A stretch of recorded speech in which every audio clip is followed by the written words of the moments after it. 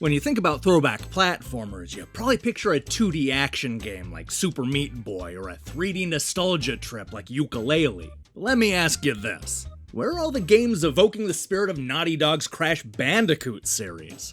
That seems to be the inspiration behind a colorful new platformer named Tiny Hands Adventure. And while it misses more than it hits, I could see the adorable characters and goofy story appealing to younger gamers.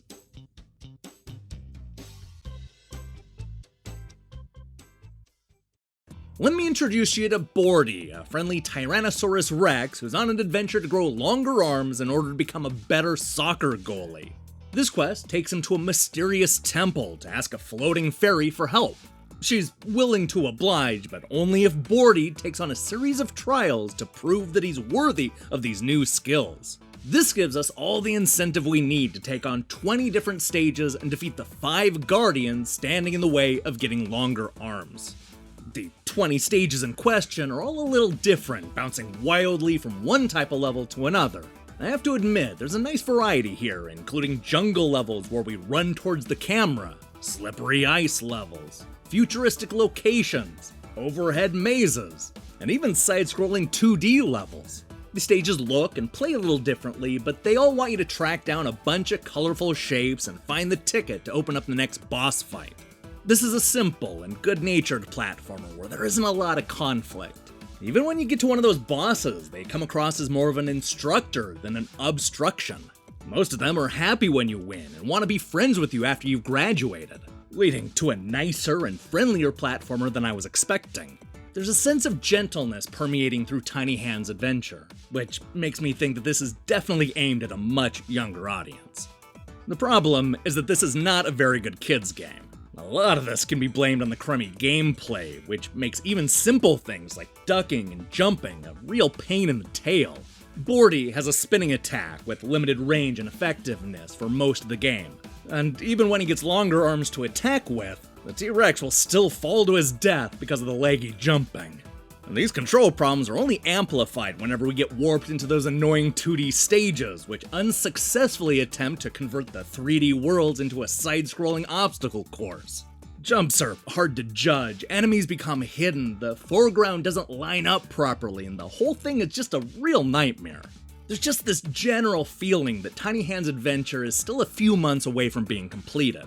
And it's not just the unpolished stage designs and the questionable enemy AI, but also the way some of the special moves work. For example, the fairy will eventually give us mechanical arms that you can use to swing to different parts of the level. The only problem is that the developers completely forgot to animate this action. You just kinda float over the water for no reason. They don't even show you with the mechanical arms. This is just one of the many examples why I couldn't shake the idea that this platformer remained unfinished. Now, when it comes to reviews, I normally don't talk about the end boss, but I feel it's important here. This is, with few exception, an incredibly easy game. The stages are a cakewalk, the bosses don't put up much of a fight, and you'll end up beating the whole thing in about 2 hours. But for whatever reason, the developers decided to make the final boss a punishingly difficult affair. It's not that any part of the battle is particularly tough, but there are a whole bunch of parts to complete without any checkpoints. It's easy to complete the first 3 or 4 stages and then die from a cheap hit, forcing you to start the battle all the way over from the beginning. You don't want to leave people angry and annoyed when they beat the game, but that's exactly how I felt at the end of Tiny Hands Adventure.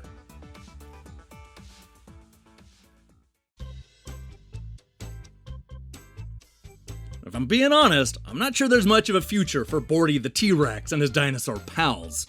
Forget the inevitable Ice Age. Tiny Hands Adventures is a poorly executed platformer with a flimsy premise. There's nothing here that demonstrates a personality or an original vision, and what we're left with is a middling throwback with crummy controls and levels that are lifted straight out of much better mascot games. This game's prehistoric in all the wrong ways. Hey, thanks for watching our review. So here's the question I have for you. What's your favorite type of platformer? I'm not looking for a specific game per se, but the type of platformer. Do you prefer 2D, the 3D approach found in Mario 64, this Crash Bandicoot style, or something else? I want to spend all weekend reading your picks in the comments below. In other news, I'm currently hard at work on We Happy Few, so look for that review to go up early next week, along with a new episode of Game Over, the early years. There are other games to talk about, but not much time. For now, I recommend you click that subscribe button and support what we're doing here. Until then.